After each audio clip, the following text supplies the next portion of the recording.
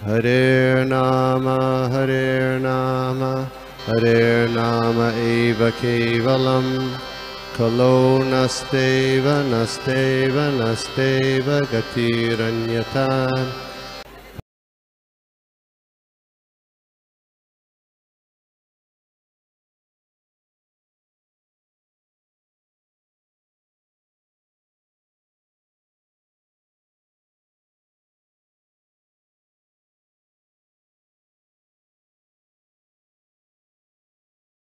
हार्दिक स्वागत आहे आपल्या आजच्या या संध्याकाळच्या मराठी भगवद्गीतेच्या सत्रामध्ये. आज आपण पाहणार आहोत दुसरा अध्याय. आपण श्लोका नंबर 66 आणि 67 पाहिला होता मागच्या आठवड्यात. आज 68 पासून आता 68, 69, 70, 71, 72 5 श्लोक राहिलेत. तर आज आपण प्रयत्न करूया म्हणजे हे सगळे 5 श्लोक घ्यायचं म्हणजे आपला दुसरा अध्याय आपला संपेल. आपण तिसऱ्या अध्यायामध्ये जाऊया. तर नेहमीसारखं आपण प्रार्थना चालू करूया. नमो विष्णुपादाय कृष्णप्रेष्ठाय भूतले श्रीमते भक्ति वेदांत स्वामिनिति नामिने नमस्ते सारस्वते देवी गौरवाणी प्रचारिणे निर्विशेष शून्यवादी पाश्चात्य देशतारिणे जय श्री कृष्ण चैतन्य प्रभु नित्यानंदा श्री अद्वैत गदाधर श्रीवासादि गौर भक्त वृंदा हरे कृष्ण कृष्ण कृष्ण हरे हरे हरे राम राम राम हरे हरे. नाना शास्त्र विचारणे कनिपन षड्धर्म संस्थापक लोकानां हितकारिणो त्रिभुवने मन्यो शरण्या करो श्री राधा कृष्ण पदार विंद भजनानंदे नमतालिको वंदे रूप सनातनो रघुजुगो श्री जीव गोपालको सर्वस्य चाहं हृदि सन्निविष्टो मत्तः स्मृतिर्ज्ञानम् अपोहनं च वेदेश्च सर्वैरहं वेदो वेदान्त वेद चाहं.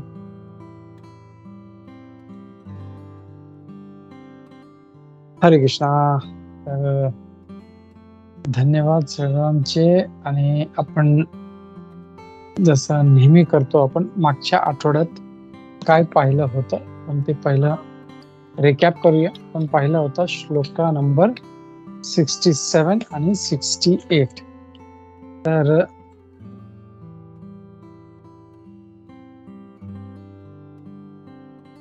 हा 67 वाला जो श्लोक होता त्यात काय पाहिलं होतं. त्यात भगवान म्हणतात इंद्रिया नाम ही चरता यन्मनोनु विधीयते तदस्य हरती प्राज्ञा वायुर्नावय भावसी.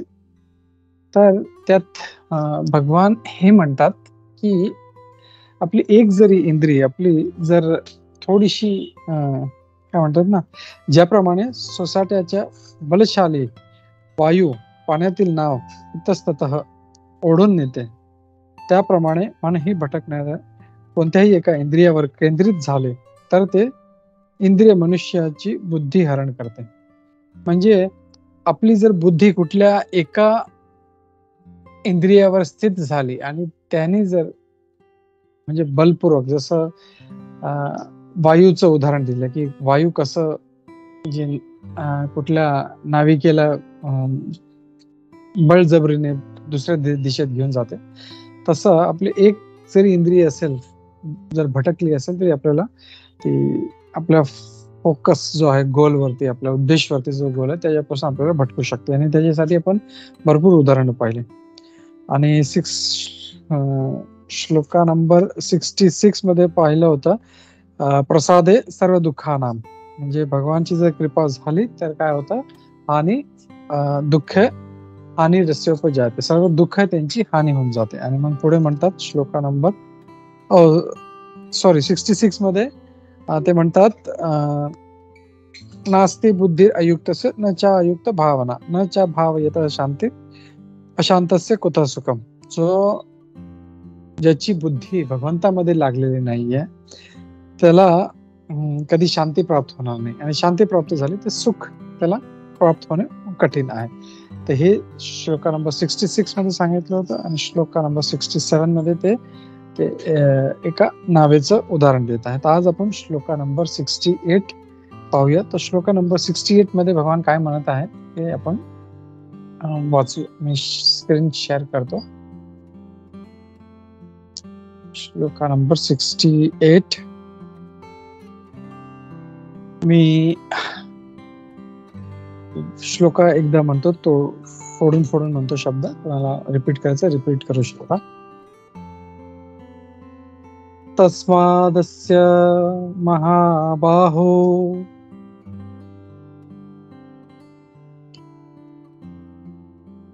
तस्मादस्य महाबाहो निगृहीतानि सर्वशः निगृहीतानि सर्वशः इंद्रियाणि इंद्रियार्थेभ्यः इंद्रियाणि इंद्रिय अर्थेभ्यः तस्य प्रज्ञा प्रतिष्ठिता. तस्य प्रज्ञा प्रतिष्ठिता. हरे कृष्ण. हरे कृष्ण. परत एकदा पूर्ण श्लोक म्हणतो. तस्माद्यस्य महाबाहो निगृहीतानि सर्वशः इंद्रियाणि इंद्रियार्थेभ्यः तस्य प्रज्ञा प्रतिष्ठिता. तर इथे भगवान काय म्हणत आहे, म्हणून हे महाबाहो, ज्याची इंद्रिय विषयांपासून नियंत्रित केलेली असतात त्याची बुद्धी निश्चितपणे स्थिर झालेली असते. तर इथे आपण पाहत आहोत, इथे जस्ट याच्या एक श्लोक आधी काय म्हणे, एक जरी इंद्रिय आपली जर केंद्रित नसेल, फोकस नसेल, ती आपल्याला भटकू शकते. म्हणून काय करायचं, निगृहीत आणि सर्वशः, सगळ्यांना नियंत्रण नाही ठेवायचं.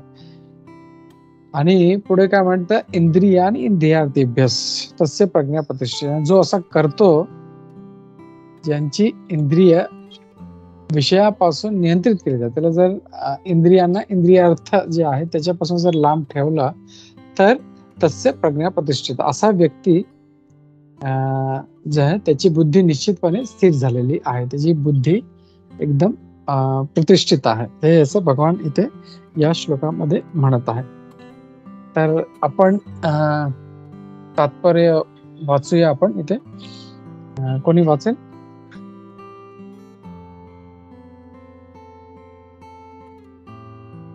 हरे कृष्णा प्रभूजी. हरे कृष्णा. केवळ कृष्ण भावनेद्वारे किंवा सर्व इंद्रियांना भगवंतांच्या दिव्य भक्तिपूर्ण सेवेमध्ये युक्त करूनच इंद्रिय तृप्तीच्या आवेगांना नियंत्रित करणे शक्य आहे. ज्याप्रमाणे प्रबळ शक्तीने शत्रूचे दमन करता येते, त्याप्रमाणे इंद्रियेही नियंत्रित केली जाऊ शकतात. पण मानवी प्रयत्नाद्वारे नव्हे, तर केवळ भगवंतांच्या सेवेमध्ये युक्त केल्यानेच ती नियंत्रित करता येतात. आणि हे ज्याने जाणले आहे की केवळ कृष्ण भावनेद्वारेच एखाद्याची बुद्धी वास्तविकपणे स्थिर होऊ शकते, आणि या कलेचे आचरण त्याने एका प्रमाणित आध्यात्मिक गुरुच्या मार्गदर्शनाखाली केले पाहिजे, त्याला साधक किंवा मोक्ष प्राप्ती करता योग्य असा परीक्षार्थी म्हटले जाते. हरे कृष्ण. खूप खूप धन्यवाद माताजी. तर इथे प्रभुपादजी ते ह्याच्या तात्पर्यामध्ये काय म्हणत आहेत की केवळ कृष्ण भावनेद्वारे किंवा सर्व इंद्रियांना भगवंताच्या दिव्य भक्तिपूर्ण सेवेमध्ये युक्त करूनच इंद्रिय तृप्तीच्या आवेगांना नियंत्रित करणे शक्य आहे.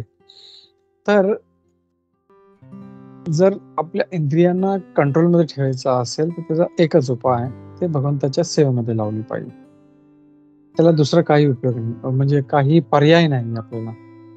तर जर ती आपण जसं एक मस्तीखोर छोटा मुलगा असेल किंवा बाळ असेल, तर त्याला किती वेळ आपण गप्प बसू शकतो? त्याला 2 मिनिटं 5 मिनिटं असं बसेल, परत काहीतरी मस्ती चालू करेल थोडस. म्हणून त्याला काय करतो, त्याला आपण एंगेज करतो, बाबा तू काहीतरी त्याला असं खेळणे देतो किंवा काहीतरी गेम देतो, तू हे गेम खेळ. तसंच इंद्रियांना पण आपण कृत्रिमरित्या आपण त्याला दाबून ठेवू शकत नाही. आणि आपण बरेचसे लोक पाहतो की काही लोक म्हणजे वेगवेगळ्या प्रकारे त्यांना इंद्रिय संयम करण्याचा प्रयत्न करतात, पण ते काही काळापुरतेच करू शकतात. त्याला एक लॉंग टर्म असं सोल्युशन असं काही नाही. तर इथे भगवान प्रभुपादजी पण तात्पर्यामध्ये हेच आहे की त्याला एकच उपाय आहे की त्याला भगवंताच्या सेवेमध्ये लावणं, त्याला आपल्या इंद्रियांना. पण जर ती नाही लावली, त्याला आपण दाबून ठेवण्याचा प्रयत्न केला, कृत्रिमरित्या त्याला पकडून ठेवण्याचा प्रयत्न केला, तर ती जास्त दिवस तसं ते आपण त्याला कंट्रोल करू शकणार नाही. आणि आपण पाहतो त्याचे बरेचसे उदाहरण आपण पाहिले. जसं आपण विश्वामित्र मुनींचं पाहिलं, ते पण योगी होते. खूप त्यांनी किती इंद्रिय संयम किती ठेवला होता, पण एक छोट्याशा म्हणजे त्या काही क्षणामध्ये त्यांचं पतन झालं. आणि बरेचसे आपण उदाहरण पाहिले. जसं सौभरी मुनी होते. सौभरी मुनी तर इतके तपस्वी होते की ते पाण्याच्या खाली जाऊन, विश्वामित्र मुनी तरी जमिनीच्या वर ते तपस्या करायचे, पण सौभरी मुनी इतके भयंकर होते की पाण्याच्या खाली जाऊन ते बरेच वर्ष तपस्या करायचे. आपल्याला म्हणजे 1 मिनिट पण श्वास रोखून ठेवता येत नाही, पण ते बरेच वर्ष ते तपस्या करायचे. फक्त त्यांनी डोळे उघडल्याने समोर त्यांना 2 माशांना मेट करताना पाहिलं आणि त्यांचं हे झालं, त्यांचं डोकं फिरलं आणि वरती येऊन त्यांनी, आपण मागच्या वेळेस पाहिलं तर कसं 50च्या 50 पोरींशी लग्न केलं. तर ह्याचा उपाय काय आता? मग आपण जर कंट्रोल करू शकत नाही तर काय केलं पाहिजे? तर भगवानच्या सेवेमध्ये लावलं पाहिजे. जसं शास्त्रामध्ये एक खूप चांगला एक श्लोक येतो, सर्वोपाधी विनिर्मुक्तम तत्परत्वेन निर्मलम ऋषिकेन ऋषिकेश सेवनम भक्तिरुच्यते. तर अर्थ काय की ऋषिकेन ऋषिकेश सेवनम. ऋषिक म्हणजे आपली जी इंद्रिय आहेत, इंद्रियांना ऋषिक म्हणतात. आणि भगवान कृष्ण हे ऋषिकेश आहेत, म्हणजे ऋषिकचे ईश म्हणजे त्यांचे स्वामी आहेत. तर शास्त्र काय म्हणतं? ऋषिकेन ऋषिकेश सेवनम, म्हणजे ऋषिक आपल्या इंद्रियांचे जे स्वामी आहेत त्यांची सेवा आपण केली पाहिजे. आणि आपण त्याच्यासाठी बरेचसे उदाहरण पाहतो आपण. जसं आपले शुकदेव गोस्वामी होते. शुकदेव गोस्वामी महाराजांनी त्यांची जी वाचा होती ती भागवत कथामध्ये त्यांनी वापरली. परीक्षित महाराज होते, त्यांनी आपले जे कान होते ते भागवतम ऐकण्यामध्ये लावले. आणि असे बरेचसे म्हणजे आहेत सगळे जे आपल्या इंद्रियांना ते भगवंताच्या सेवेमध्ये लावून ते महान भक्त झाले.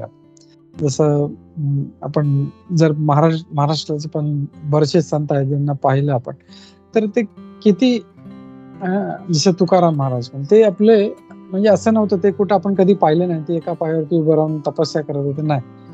सिंपल ते गृहस्थ होते आणि त्यांना फक्त भक्ती त्यांनी तेवढं एक मात्र, म्हणजे भक्तीमध्ये पण काय ते एवढं मोठे का असं शास्त्र वाचले नव्हते किंवा काय नाही. सिंपल त्यांनी भगवंतांचं नाव घेतलं, फक्त पांडुरंग पांडुरंग देवाचं नाव घेत बसायचे बस. तर हे जे हरिकीर्तन आहे त्यानेच आपला उद्धार होऊ शकतो. ते आपले जे इंद्रिय आहे, आपण इंद्रियांना जर भगवंताच्या सेवेमध्ये लावलं, ऋषिकेश सेवनम भक्तिरुच्यते, आणि त्यालाच भक्ती म्हणतात. तर लोकांना भक्ती म्हणजे वाटतं, तर जर कोणाला विचारलं भक्ती म्हणजे काय, तर लोकांना वाटतं की डोळे बंद करून बसणे किंवा अगरबत्ती लावणे किंवा देवाला हात जोडणे. तो नो डाऊट ते पण आहे, पण ते किती वेळ आपण 2 मिनिटासाठी हात जोडतो आणि पूर्ण दिवस आपला मग भौतिक कामामध्ये, इंद्रियतृप्तीमध्ये, इंद्रियभोगामध्ये लावतो. तर ते 2 मिनिटाच्या कार्याला आपण म्हणजे पूर्ण आपलं जसं आत्मसमर्पित भक्त नाही म्हणू शकत. आणि जसं तुकाराम महाराज होते ते पूर्ण आपला जो वेळ होता तो देवाच्या नामामध्ये लावायचे. तर तसं ते भक्ती म्हणजे आपल्याला पूर्ण जो आहे आपलं समर्पित राहिलं पाहिजे, तर आपण त्याला म्हणू शकतो. आणि त्याला हा जो उपाय आहे तो एकच आहे. प्रभुपादजी म्हणतात की आपल्याला सर्व इंद्रिय भगवान त्याच्या सेवेमध्ये लावले तरच आपण कंट्रोल करू शकतो. आणि आपण त्यासाठी जे श्रील हरिदास ठाकूर होते त्यांचं पण उदाहरण पाहिलं. तर आपण पुढे पाहूया की पुढे म्हणतात की प्रबळ शक्तीने शत्रूचे दमन करता यावे, तद्वत इंद्रियही नियंत्रित केली जाऊ शकतात. तर प्रबळ शक्तीने शत्रूचे दमन करतात. जर आपण पाहतो की जेव्हा 2 देशामध्ये किंवा 2 व्यक्तींमध्ये जेव्हा युद्ध होतं किंवा लढाई होते, तर जो सगळ्यात शक्तिशाली व्यक्ती आहे तोच जिंकतो नेहमी.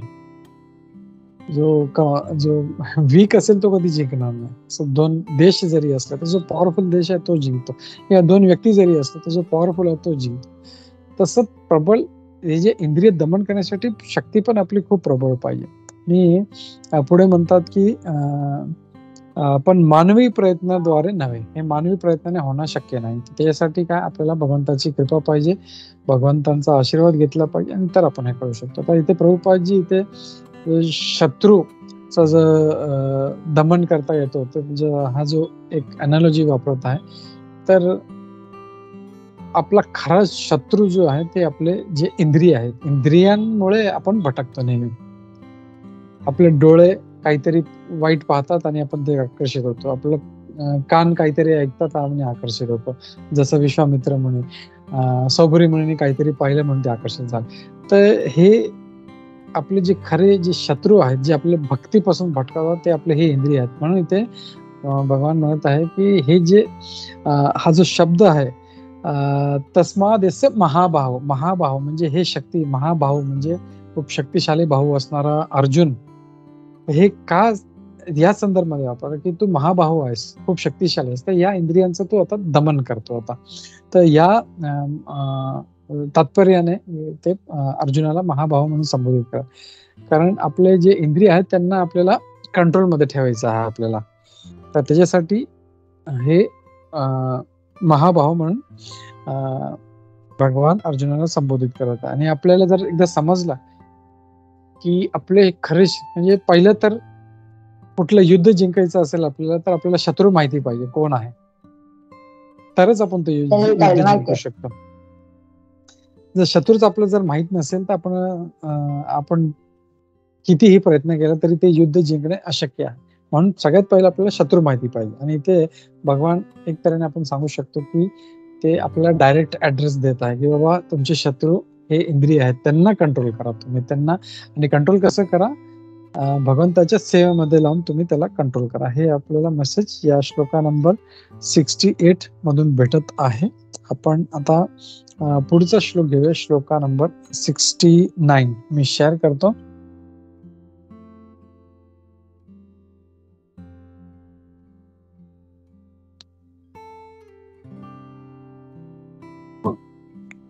श्लोका नंबर 69. या निशा सर्वभूतानां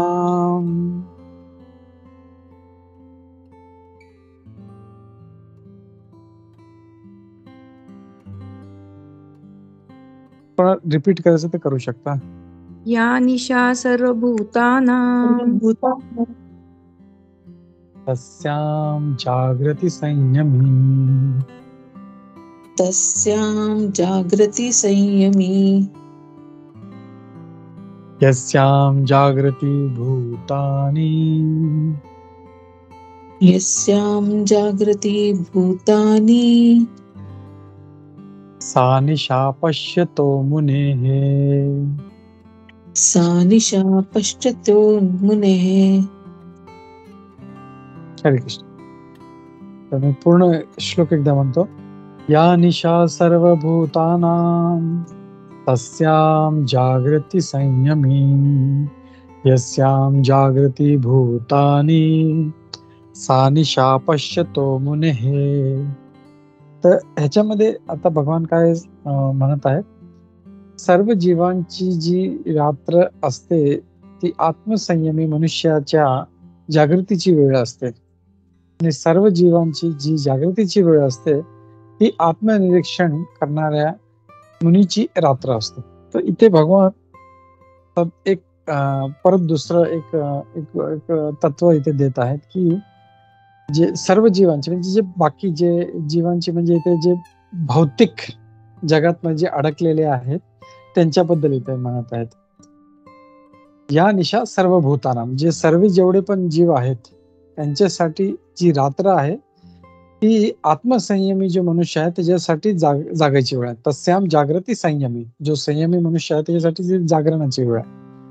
यस्याम जागृती भूतानी सा निशा पश्यतो म्हणे. आणि जी जे म्हणजे भौतिक लोक आहेत त्यांची जी जागायची जो काळ आहे, जो वेळ आहे ते एक आत्मसंयमी मनुष्यासाठी, एक मुनीसाठी ते रात्र आहे. आणि आपण जर पाहिलं तर जसं नॉर्मली पण आपण जर बघतो तर जे आत्मसंयमी आहे, जे जे योगावाले आहेत, जे एक्सरसाइज करतात, ऍक्च्युली तुम्ही बघितलं तर हे लोक खूप लवकर झोपतात. जेव्हा काही लोकांचं जेवणच 12 वाजता 1 वाजता लोक जेवतात, मग नंतर बाहेर फिरायला निघतात. तर जे आत्मसंयमी व्यक्ती आहे, जो भक्ती करणारा आहे किंवा योगा करणारा आहे किंवा किंवा ज्याला काहीतरी जीवनामध्ये काहीतरी त्याला एक गोल आहे, मला काहीतरी करायचं आहे, तर ते त्यांच्यासाठी ते लवकर 9 वाजता 10 वाजता जास्तीत जास्त 11 वाजता ते झोपतात. तर जे आत्मसंयमी व्यक्ती आहेत त्यांच्यासाठी ती रात्रीचा काळ आहे. आणि आपण पाहतो की लोक म्हणजे कसे म्हणजे हॉटेल बिटेल बाहेर रात्र 12-1 असे म्हणजे उघडे असतात आणि लोक फुल असतात तिथे. तर ती त्यांच्यासाठी जी जागायची वेळ आहे ती आत्मसंयमी व्यक्तीसाठी ती झोपायची वेळ आहे.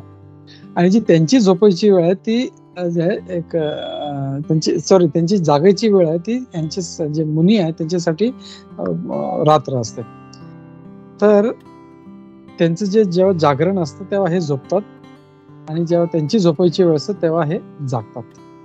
तर नॉर्मल पण बघतो हे जसे जे रात्री जे लेट झोपतात ते सकाळी आरामशीर कधी 8 वाजता, कधी 9, कधी 10 आणि संडेचं तर काही लोक कधी पूर्ण दिवस झोपून काढतात. पण जो आत्मसंयमी व्यक्ती आहे तो जागृत राहून तेव्हा तो आपलं जे काही भक्ती किंवा एक्सरसाइज किंवा योगा जे काही करायचं तर तो त्या काळात करतो ते. तर इथे प्रभुपादजी इथे तात्पर्यात म्हणतात, इथे बुद्धिमान मनुष्यांचे 2 वर्ग आहेत.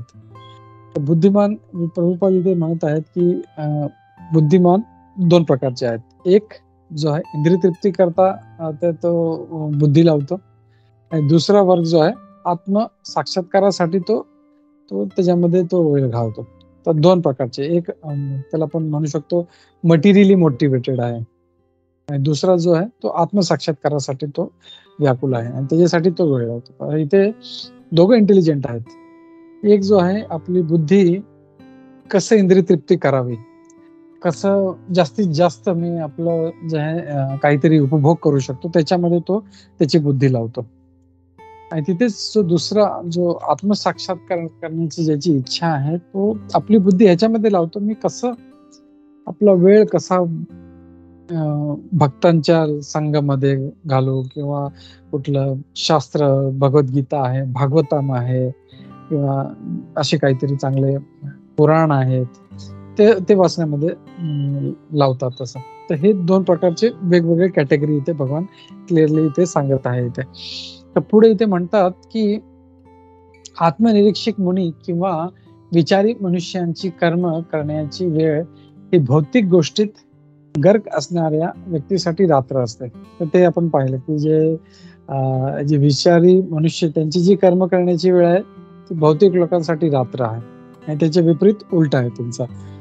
तर भौतिकवादी मनुष्यांना आत्मसाक्षात्कार विषयी अज्ञान असल्याने अशा रात्रीच्या वेळी ते गाढ झोपलेले असतात. आणि हे असं काय प्रभुपाद सांगत आहेत की ते का असं करतात, कारण त्यांना अज्ञान आहे. त्यांना भगवंताबद्दल किंवा भक्तीबद्दल किंवा असं काही म्हणजे जे गोष्टी आहेत त्यांच्यामध्ये त्यांना बिलकुल ज्ञान नाहीये. असं नाही की त्यांना इच्छा नाहीये, पण त्यांना ते ज्ञान नसल्यामुळे ते तसं वागतात. तर त्यांना एकदा सांगितलं बाबा तुम्ही आपला वेळ उगीच घालवत आहात, तुम्ही काहीतरी तुम्ही भक्ती केली पाहिजे, लवकर उठून जप केला पाहिजे, काही नाही तर ऍटलिस्ट तुम्ही योगा करा किंवा काही शास्त्र वाचा किंवा ऍटलिस्ट फिजिकली फिट. तर ते त्यांना हा ओके ठीक आहे मला काहीतरी. तर बाकी जे वस्तू आहेत फिजिकली फिट राहणे किंवा योगा करणे तर ते तात्पुरतं, ते पण असं वाईट नाही, पण ते तात्पुरतं आहे. कारण आपलं शरीर जोपर्यंत आहे आपण आपल्यासाठी ते फायदा. पण शरीर एकदा सोडलं की पुढे काय मग.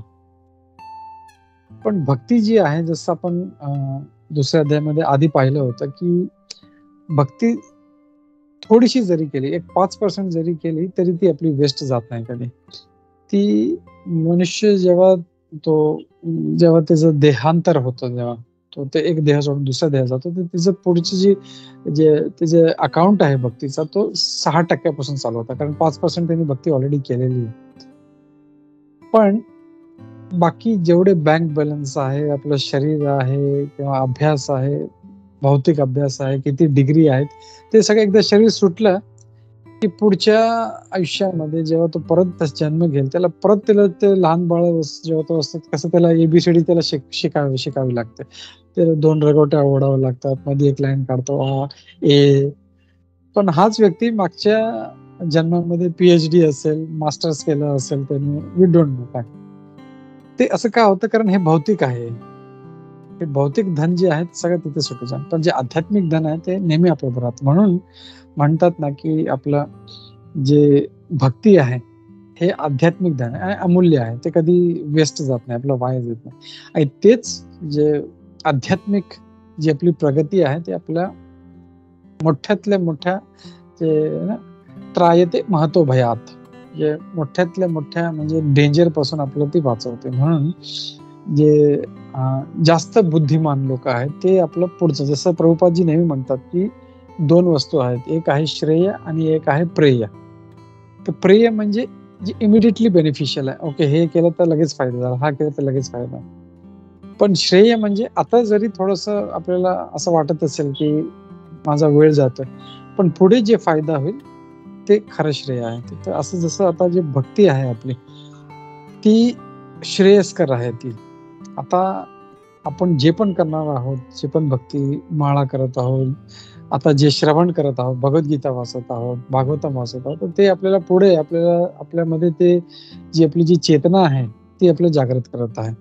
तर त्याच्यासाठी आपल्याला तो वेळ त्याच्यामध्ये आपल्याला घालवला पाहिजे. इथे या श्लोकामध्ये सांगितलं आहे. 2 प्रकारचे जे बुद्धिमान व्यक्ती सांगितले आहेत, एक भौतिकरित्या बुद्धिमान आहे आणि एक आध्यात्मिक रित्या बुद्धिमान आहे. तसं तर दोघांचं कंपॅरिझन इथे भगवान इथे कृष्ण देत आहेत, इथे या श्लोकामध्ये आपल्याला बघायला भेटतं इथे.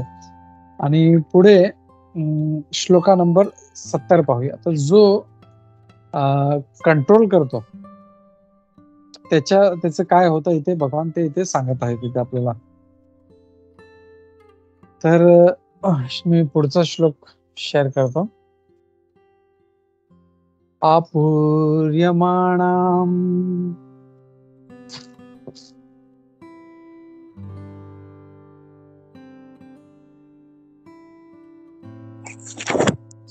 हरे कृष्ण प्रभुजी.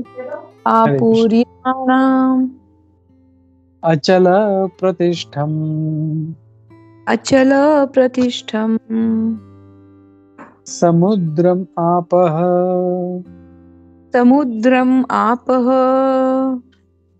प्रविशन्ति यद्वत् प्रविशन्ति यद्वत् तद्वत् कामा तद्वत् कामा यं प्रविशन्ति सर्वे यं प्रविशन्ति सर्वे स शान्तिमाप्नोति सह शान्तिमाप्नोति न कामकामी.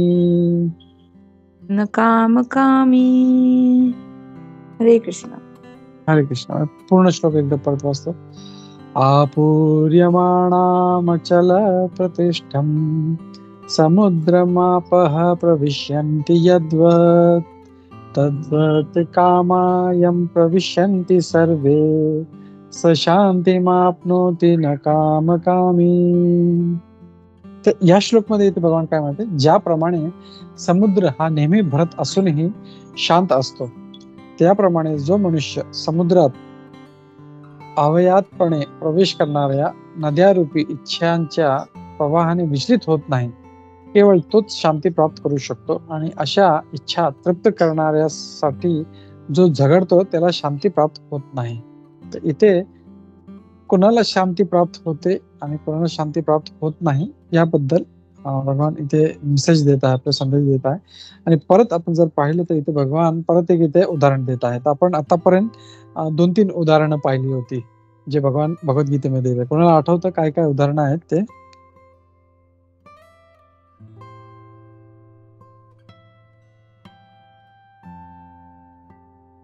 ह्या दुसऱ्या अध्यायामध्येच पाहिली होती आपण. Anybody remembers?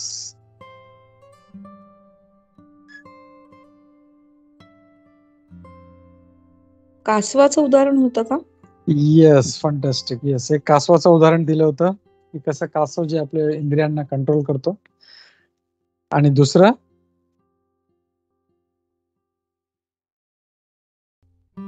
वायू, नाव,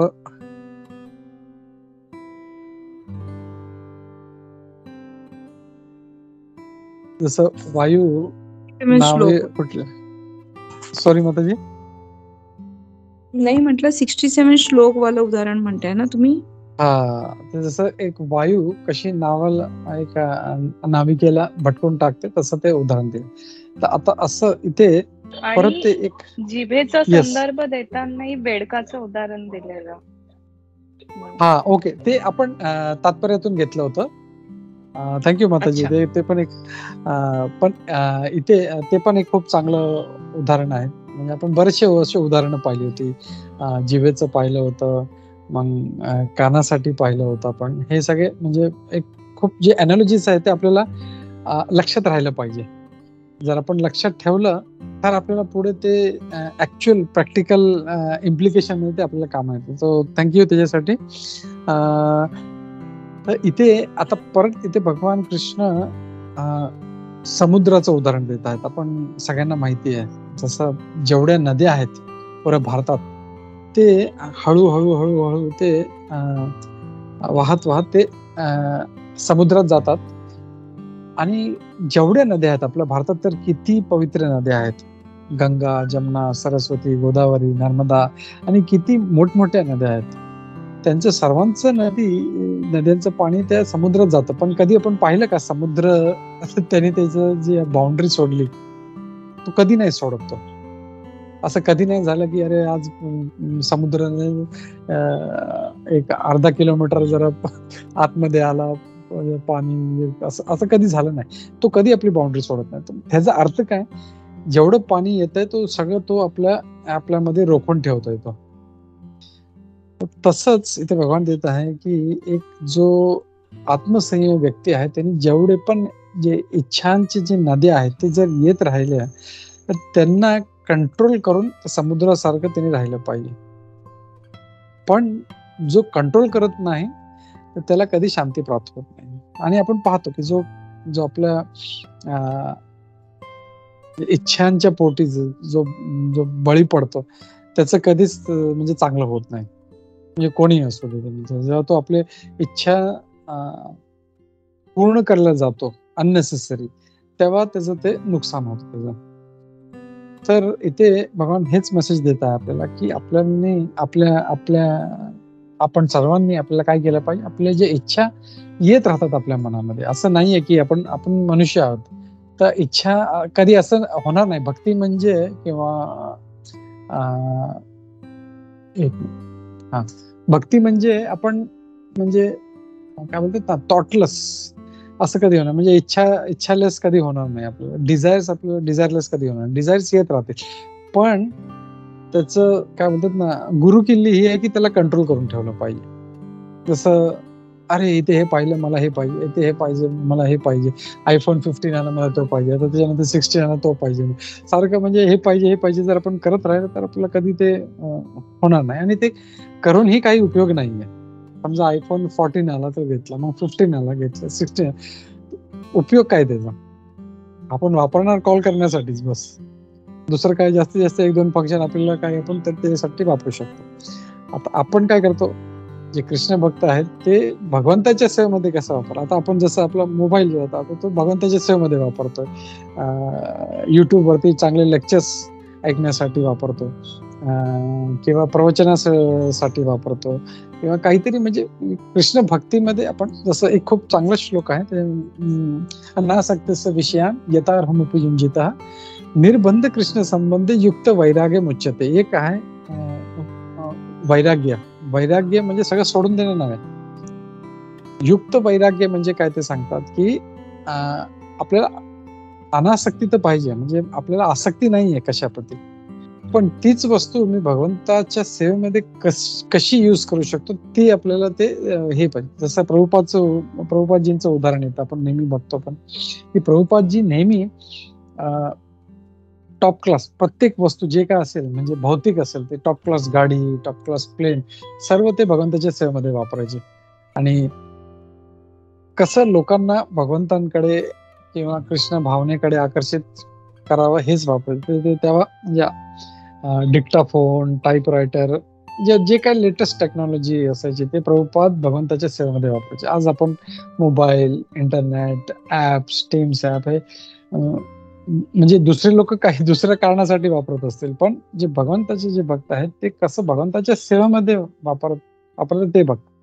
तर प्रत्येक आपल्याला आसक्ती कशाप्रती नाही, पण ती वस्तू मी कशा भगवंताच्या सेवेमध्ये भगवंताच्या चरणी लावून त्याला वापरू शकतो हे आपल्याला यूज जर केलं तर ते खरं युक्त वैराग्य आहे. युक्त वैराग्य म्हणजे नॉट बिंग अटॅच्ड, मला आसक्ती नाही, पण ऍट द सेम टाइम मी त्याला भगवंताच्या सेवेमध्ये यूज करतोय. तर तसं आपल्याला ती शास्त्र म्हणतं की ते खरं युक्त वैराग्य आहे. तर ते आपल्याला करायचा प्रयत्न केला पाहिजे. आणि हे डिझायर्स तो तेव्हाच कंट्रोल करू शकेल जेव्हा त्याला हे असं अनासक्ती असेल त्याला, आणि तो जरी काही इच्छा नाही ते मी कसं भगवंताच्या सेवेमध्ये त्याला यूज करू. जसं काहीतरी खाण्याची इच्छा झाली, ओके मला आज चांगला जबरदस्त पिझ्झा, पास्ता काहीतरी काय, ते एक भक्त काय करतो, मार्केटमधून सगळं सामान आणतो, पहिले भगवंताला भोग लावतो, भगवान श्रीकृष्णांना तो अर्पण करतो, त्यांना भोग लावतो, आणि मग तो एकदा प्रसाद झाला की तो मग त्याला ग्रहण करतो. त्यात काय होतं की त्याचं प्रसाद ग्रहण केल्यामुळे त्याचे सगळे पाप पण नष्ट होतात त्याचे. पण फक्त जर त्याने ते आपल्या इंद्रिय तृप्तीसाठी जर वापरलं तर ते भगवान म्हणतात ते पाप आहे, तसं नाही केलं पाहिजे. तर डिझायरलेस ते आपल्याला आपण होऊ शकत नाही, दॅट इज नॉट पॉसिबल. कारण आपण मनुष्य आहे, चेतना आहे आपली, तर आपल्याला ती डिझायर येत राहील. पण ते डिझायरला कसं कंट्रोल करावं, आता डिझायर्स काय काय प्रकारचे आहेत ते पण आपण पाहूया. तर उपदेशामृत म्हणून एक ग्रंथ आहे, त्याच्यामध्ये सांगितलं, एक मिनिट,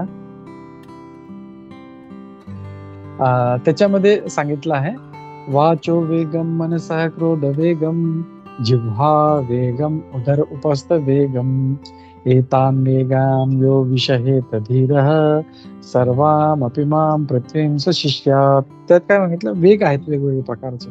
हे डिझायर्स म्हणजे काय, वाचो वेगम म्हणजे काहीतरी बोलायचं. म्हणजे आता पण जसं परत आपण जसं सोनल माताजीने आठवण करून दिली बेडकाचं उदाहरण, तो टर टर टर सारखा बोलत होता, त्याची वाचात म्हणजे. आणि आपण पाहतो अशी बरेचसे लोक जे उगीच आपलं काहीतरी उगीच बडबड करत बसतात, आणि त्याने काय होतं, जो काल आहे, काल रूपी सर्पला तो आपल्याकडे आकर्षित करत असतात. तर वाचाचं वेग आहे, वाचो वेगम मनसः वेगम म्हणजे माइंडचा जो वेग आहे, म्हणजे त्याचा जो मला हे करायचंय, मला हे करायचं, मला ते करायचं. मनसः क्रोध वेगम, त्याचा क्रोधचा वेग आहे. म्हणजे माणूस एकदा क्रोध आला की तो क्रोध मध्ये काय करतो त्याला समजत नाही. It is so dangerous. म्हणजे शास्त्रामध्ये दिलेलं आहे आपलं भागवतम मध्ये, हा जो दंतवक्र होता, दंतवक्र जेव्हा त्याला समजलं की शिशुपालचं भगवान श्रीकृष्णाने त्यांचं सुदर्शन चक्राने त्यांचं म्हणजे मुंडी शिरछेदन केलं, तर ते एवढा राग आला त्याला, इतका राग आला की तो त्या क्रोध म्हणजे तो क्रोधाने आंधळा झाला, त्याला काय केलं पाहिजे ते समजलं. तो भगवान श्रीकृष्णावर हमला करण्यासाठी तसंच निघून गेला. ना रथ घेतला, ना घोडा, ना तलवार, ना काही अस्त्रशस्त्र, काही नाही. तर ते त्याला म्हणतात क्रोधांध. म्हणजे इतका क्रोध आला की त्यांनी काय केलं पाहिजे त्याला ते पण सुचत नाही येतं. तर तसं तो एक वेग आहे. आणि आपण पाहतो आजकाल किती न्यूज येतात की फालतू म्हणजे असे म्हणजे क्षुल्लक गोष्टीसाठी कोणतरी मोठं असं क्राईम करतात ते. तर क्रोध वेगम म्हणजे जिव्हा वेगम, जिव्हाचा वेग असतो की अरे मला हे खूप आवडतं, मला हे खाल्लं पाहिजे, मला ते खाल्लं पाहिजे. आणि उदर उपस्थ, पोटाचं, आणि उपस्थ म्हणजे जेनिटल्स. तर हे जे वेग आहेत ते सर्वांना जे आपल्याला कंट्रोल केलं पाहिजे आपल्याला. तर त्याला सूट नाही देऊ शकत आपण. हे सर्व जे वेग आहेत त्यांना सर्वांना आपल्याला आपलं नियंत्रण ठेवलं पाहिजे. आणि जर ह्याला नियंत्रित नाही ठेवलं तर आपलं पतन निश्चित आहे.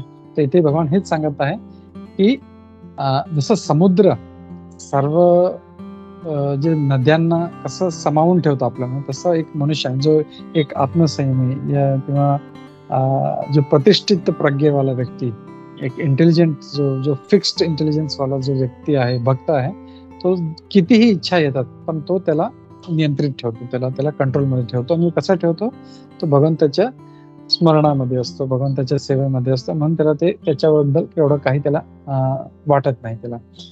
तर हे इथे या श्लोकामध्ये सांगितलेलं आहे इथे. आणि तात्पर्य आपण थोडस वाचूया. कोणी वाचेल तरी तात्पर्य?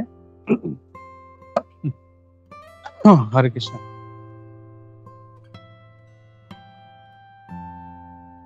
हरे कृष्ण प्रभूजी. हरे कृष्ण. हरे कृष्ण. विशाल समुद्र जरी नेहमी पाण्याने भरलेला असला तरी विशेषतः पावसाळ्यात तो नेहमी अधिकाधिक पाण्याने भरला जात असतो. तरीही समुद्र तसाच शांत किंवा स्थिर राहतो. तो खवळूनही जात नाही किंवा आपल्या तीराची मर्यादाही ओलांडून जात नाही. हेच कृष्ण भावने स्थिर झालेल्या मनुष्याच्या बाबतीतही सत्य आहे. जोपर्यंत एखाद्याला भौतिक शरीर आहे तोपर्यंत इंद्रिय तृप्ती करता शरीराच्या मागण्या चालूच राहते. तरी सुद्धा भक्त हा परिपूर्ण असल्यामुळे तो अशा इच्छांनी विचलित होत नाही. कृष्ण भावनाभावित मनुष्याला कशाचीही आवश्यकता नसते, कारण भगवंत त्यांच्या सर्व भौतिक गरजा पुरवतात. म्हणून परिपूर्ण असलेल्या समुद्राप्रमाणे तो स्वतःमध्येच परिपूर्ण असतो. समुद्रामध्ये प्रवेश करणाऱ्या नद्यांप्रमाणे त्याच्या मनात इच्छा येतही असतील, पण तो आपल्या कर्तव्यामध्ये दृढ असतो. इंद्रिय तृप्तीच्या इच्छाने तो यत्किंचितही विचलित होत नाही. हेच कृष्ण भावनाभावित मनुष्याचे प्रमाण आहे, कारण त्याच्याकडे जरी इच्छा असल्या तरी त्याची भौतिक इंद्रिय तृप्ती करण्याची प्रवृत्ती पूर्णपणे नष्ट झालेली असते. तो भगवंताच्या दिव्य भक्तिपूर्ण सेवेमध्ये तृप्त असल्या कारणाने नेहमी समुद्राप्रमाणे स्थिर व आनंदी राहू शकतो आणि म्हणूनच पूर्ण शांतीचा आनंद घेऊ शकतो. इतर लोक मात्र ज्यांना भौतिक यशच काय तर मोक्षाची कामना असते, ते कधीच शांती प्राप्त करू शकत नाही. मुमुक्ष सकाम कर्मी आणि सिद्धींची प्राप्ती करण्यात लागलेले योगीही अतृप्त इच्छांमुळे सुखी होऊ शकत नाही. परंतु कृष्ण भावनाभावित व्यक्ती हा भगवंतांच्या सेवेतच आनंदी असतो आणि त्याला तृप्त करावी अशी इतर कोणतीही इच्छा नसते. वास्तविकपणे तथाकथित भौतिक बंधनातून मोक्ष प्राप्ती करण्याचीही त्याला इच्छा नसते. कृष्ण भक्तांना भौतिक इच्छा नसतात आणि म्हणूनच ते पूर्णपणे शांत असतात. हरे कृष्ण. हरे कृष्ण. थँक्यू माताजी. ते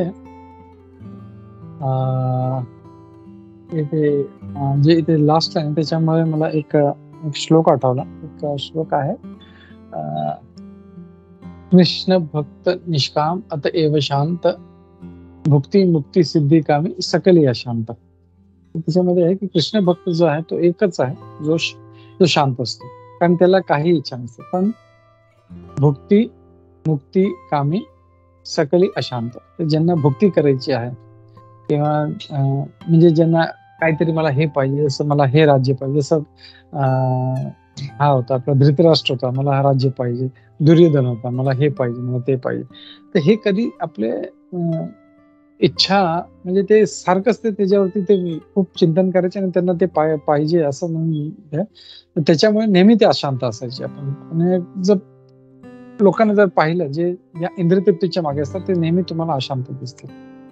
आणि भुक्ती आणि मुक्तिकामी पण तसंच आहे त्यांचं.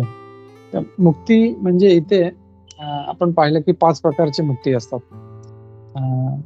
सायुज्य मुक्ती, सारूप्य मुक्ती, सालोक्य मुक्ती, सारिष्ट मुक्ती आणि सामिप्य मुक्ती. तर हे 5 प्रकारचे जे आहेत त्यातले जी सायुज्य मुक्ती आहे ती भक्तांना नको. सायुज्य म्हणजे जसं जे भगवंतामध्ये जे लीन होतात ती जी मुक्ती असते ती भक्तांना नको असते, कारण त्यांच्यामध्ये काय होतं, त्याच्यामध्ये त्यांचं जे अस्तित्व आहे तेच नष्ट होऊन जातं. मग ते काय भगवंताची सेवा करू शकत नाही. एक भगवंताची जी भक्त आहे त्याची इच्छा असते की असं मी नेहमी सेवा करा. आणि त्याचं चांगलं उदाहरण आपण पाहतो हनुमानजी नेहमी भगवंताची सेवा कसं करू त्यांचं तेच सारखं, त्यांचा जो विचार असतो तेच असतं. आणि आपण त्यांचं पोस्ट पण जर पाहिलं, सीताराम हनुमानजी जेव्हा असतात ते कसं एक गुडघा खाली आणि एका पायावरती असं, म्हणजे ते ते एक बोलतो ना जम्पिंग पोझिशन, म्हणजे तुम्ही फक्त आज्ञा द्या. संस्कृतमध्ये जे सेवक आहेत त्यांना किंकर म्हणतात. किंकर म्हणजे किम म्हणजे काय आणि कर म्हणजे करू. किंकर म्हणजे काय करू, त्या पोझिशन मध्ये नेहमी बसतात आणि जसंच त्यांना काय आदेश भेटतो हनुमानजी लगेच उडी मारून ते काम करायला चालू करतात. तर ही जी सेवा करायची इच्छा आहे ती असते भक्तांमध्ये. त्यांना भगवानमध्ये लीन व्हायचं नसतं किंवा काय नाही, त्यांना मी भगवंतांची सेवा कशी करावी हेच एक जो आहे मोठा जो एक विचार असतो त्यांच्या डोक्यामध्ये, तीच एक इच्छा असते बस, दुसरं. आणि त्याच्यामुळे तो नेहमी शांत असतो, त्याला कधी कसली इच्छा. बाकी जेवढे आपण जर पाहिले हिरण्यकशिपू, हिरण्याक्ष, दुर्योधन, धृतराष्ट्र, जेवढे आपण जे आपण पाहिले असुरी प्रकारचे व्यक्ती ते इंद्रिय तृप्तीच्या मागे असतात आणि म्हणून ते नेहमी अशांत असतात.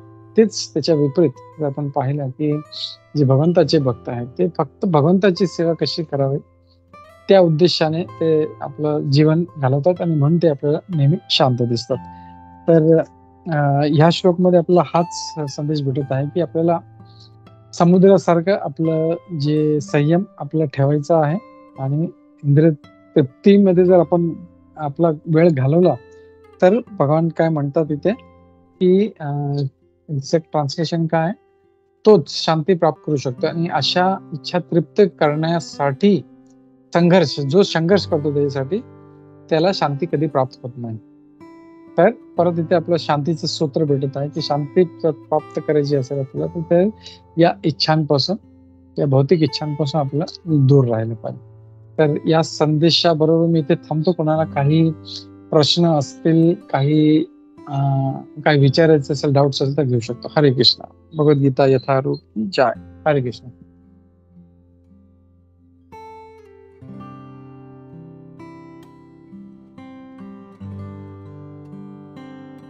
हरे कृष्ण माताजी.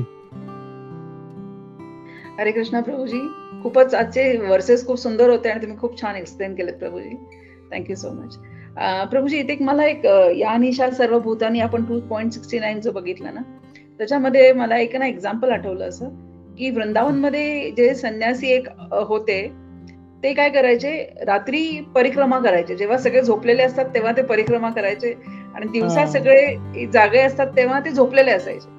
तेव्हा भक्तांना म्हणायचे अरे लोक, हा काय संन्यासी असा दिवसभर झोपा काढतोय. पण त्यांना हे माहित नसायचं की रात्रीच्या वेळात त्यांनी परिक्रमा करून आपली साधना केलेली आहे. मस्त मस्त. खूप चांगलं उदाहरण आहे ते की कसे भक्त लोक आहेत जे आपला वेळ कसा तो जास्तीत जास्त भगवंताच्या सेवेमध्ये, जसं हे महाराज जे होते कोणी ते परिक्रमासाठी लावायचे.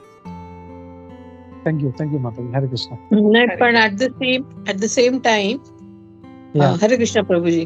ऍट द सेम टाइम जेव्हा माझी मुलगी रात्रभर जागून ती ऑफिसच काम करत असते, सकाळी उठली की मी तिला ओरडते की अख्खी रात्र जागून काढलीस, आता ते दिवस सुरू झाला, देवाने तिकडे बाहेर सूर्याचा दिवा लावला आणि तू झोपतेस कसली. सो आय डोंट नो, हा बॅलन्स काहीतरी जमत नाही. मी तिला रोज ओरडते आणि तिला रोज बिचारीला काम असतं म्हणून ती पूर्ण रात्र जागते. कधीतरी 4 वाजता झोपते, कधी 5 वाजता झोपते, व्हॉट एव्हर. पण तिचं पूर्ण 12 वाजेपर्यंत 11 वाजेपर्यंत तो डे जो वेस्ट होतोय, झोप नॅचरली येणार तिला. तर शी स्लीप्स अप टू 11:30. तर म्हणजे आय मीन हे काय, आय मीन हे या श्लोकाप्रमाणे मग जरा कठीण दिसतंय. आता माताजी कसं आहे माहितीये की आय डोंट नो, म्हणजे तुमच्या मुलींचं जे काही जॉब प्रोफाईल असेल तर may be she is working for US और असं काहीतरी असेल, अदर कंट्रीज, ज्याच्यामुळे तिथे तो दिवस असतो. आणि आहेत माझे पण काही ओळखीचे आहेत जे असे जॉब्स करतात, म्हणजे ते रात्रभर जागतात आणि दिवसा झोपतात.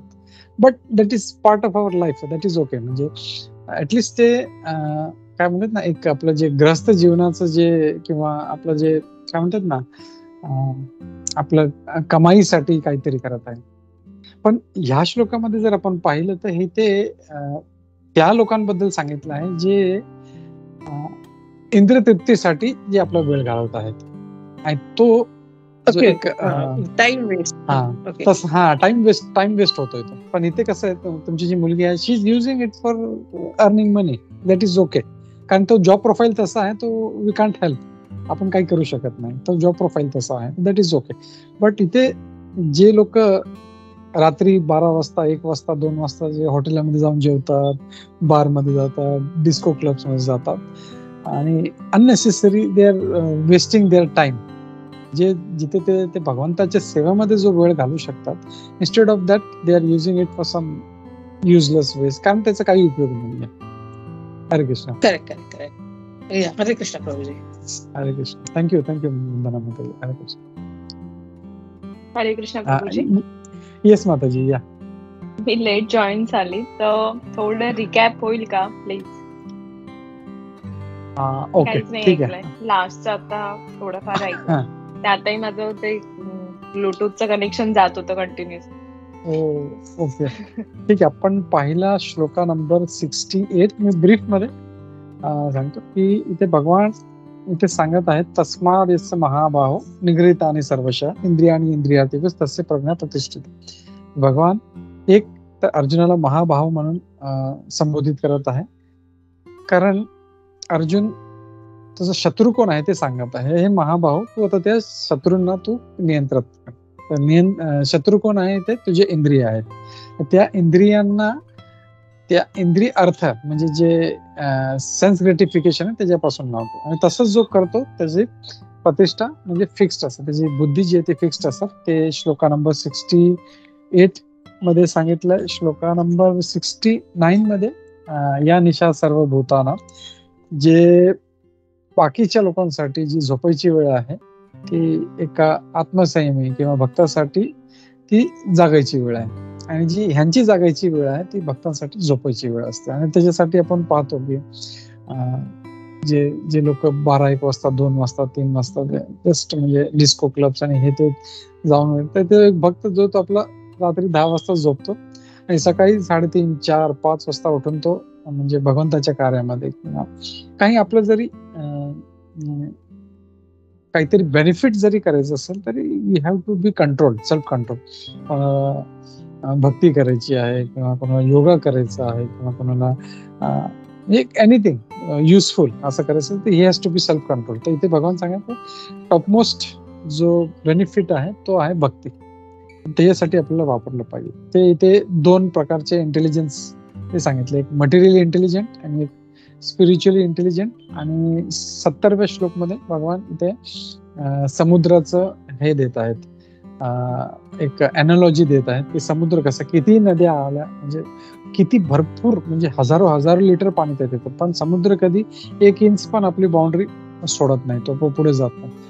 तसं एक भक्त आहे किंवा एक जो आत्मसंयमी व्यक्ती आहे त्याने तसं कंट्रोल राहिलं पाहिजे. हे इच्छा जे आहेत त्यांना नद्यांशी कम्पेअर केलेलं आहे, आणि हे अशा नद्या जर येत राहतील आणि त्याला आपण पूर्ण करण्याच्या मागे राहिलं तर झालं, संपलं आपलं जीवन त्याच्या मागेच निघून जाईल. आणि जर पाहिलं तर हे इच्छा आपण पूर्ण पण करू शकत नाही. प्रॅक्टिकली जरी पाहिलं, इट इज नॉट पॉसिबल.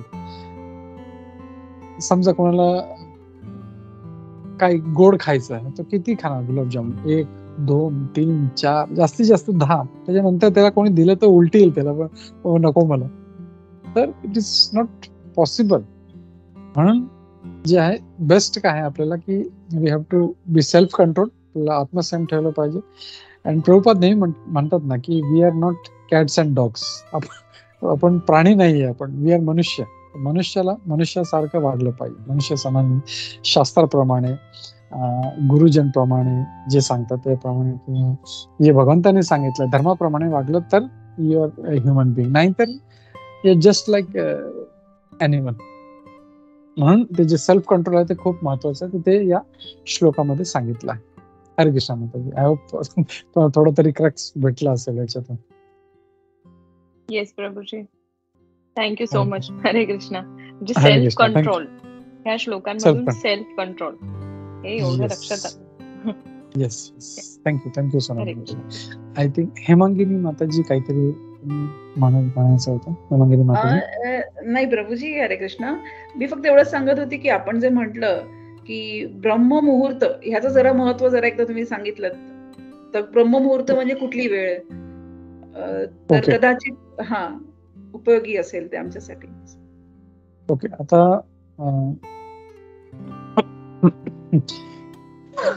अरे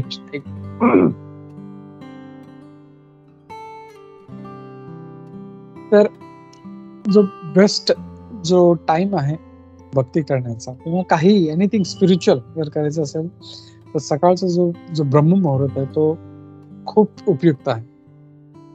तर ब्रह्ममुहूर्त म्हणजे असं काय टाइम नाहीये, फिक्स टाइम म्हणजे 4:30 वाजता किंवा 5:30 असं नाही. आपला उत्तरायण दक्षिणायन होतं आपल्याला माहिती आहे, त्याच्याप्रमाणे आपला सूर्य जो आहे तो वेळ आणि काळ बदलत राहतो, त्याची दिशा बदलत राहतो. तर एक्झॅक्टली 1.5 hour बिफोर सनराईज त्याला आपण ब्रह्ममुहूर्त. तर जसं समजा 6 वाजता जर सूर्योदय होत असेल, you can say around approximately 4:30 म्हणजे 1.5 hours बिफोर, त्याला आपण ब्रह्ममुहूर्त म्हणतो. आणि तो जो काळ आहे सनसेटचा बिफोर, तो 1.5 तास, त्याच्यामध्ये जे काही आपण जे बघतो ना मॅक्झिमम जे स्पिरिच्युअल प्रॅक्टिशनर्स आहे ते त्या काळामध्ये जे करतात त्याचा अत्यंत म्हणजे 1000 पटीने त्याचा फायदा असतो. आणि म्हणून आपलं म्हणतात की आपण जे जप वगैरे पण करतो, आपण हरे कृष्ण महामंत्राचा हरे कृष्णा कृष्ण कृष्ण हरे हरे, हरे राम राम राम हरे हरे, तर हा जो मंत्राचा जप आपण त्या ब्रह्ममुहूर्त मध्ये करतो त्याचा बरेच पटीने आपल्याला फायदा भेटतो. तोच जप मंत्र तोच आहे, पण तो नंतर जर केला म्हणजे रात्रीच्या 10 वाजता 11 वाजता 12 वाजता, तर त्याचा तेवढा इफेक्ट असेल त्याचा, पण तेवढा इफेक्ट भेटणार नाही आपल्याला. तसं आपल्याला माहिती आहे ना की 3 गुण आहेत, सत्वगुण, रजोगुण आणि तमोगुण. तर तसं प्रत्येक वस्तू या 3 गुणांमध्ये विभाजित केलेली आहे. जेवण आहे, मनुष्य आहे, स्वभाव आहे, तसं दिवस पण आहे तो या 3 गुणांमध्ये. तर जी सकाळची वेळ आहे ती सत्वगुणाची आहे, दुपारची वेळ ती रजोगुण आहे आणि जी रात्रीची वेळ आहे ती तमोगुणी आहे. म्हणून जे सत्वगुण मध्ये आपण जे काही करतो that is very very beneficial. आपल्याला ह्याच्यावरती आपण फोकस केला पाहिजे ब्रह्ममुहूर्त का. आणि बरेचसे आपण व्हिडिओज वगैरे पण पाहतो ब्रह्ममुहूर्ताचं, किती त्या काळात केलेले स्पिरिच्युअल ऍक्टिव्हिटीज, जप आहे, पूजा आहे, पाठ, जे काही आपल्याला खूप त्याचा फायदा होतो. आणि इव्हन मी पाहिलं की जे अभ्यास करणारी मुलं आहेत त्यांनी पण इन्स्टेड ऑफ रात्री त्यांनी सकाळी लवकर उठून अभ्यास केला तर within less time he can remember more. That is very spiritually important जो आहे तो काळ आहे तो. हरे Krishna. Thank you so much Prabhuji. हरे कृष्ण. हरे कृष्ण. हरे कृष्ण. थँक्यू. ठीक आहे, चला तर थांबूया आपण. सर्वांचं परत एकदा खूप खूप धन्यवाद. खूप धन्यवाद. मंत्रात भगवद्गीता यथारूप की जय, श्री प्रभुपाद की जय, इस्कॉन गुरुवृंद की जय. वांछा कल्पतरुभ्यश्च कृपा सिन्धुभ्यः च पतितानां पावनेभ्यो वैष्णवेभ्यो नमो नमः. अनंत कोटि वैष्णववृंद की जय, श्री प्रभुपाद की जय. हरे कृष्ण. खूप धन्यवाद सर्वांना. हरे कृष्ण. हरे कृष्ण प्रभू.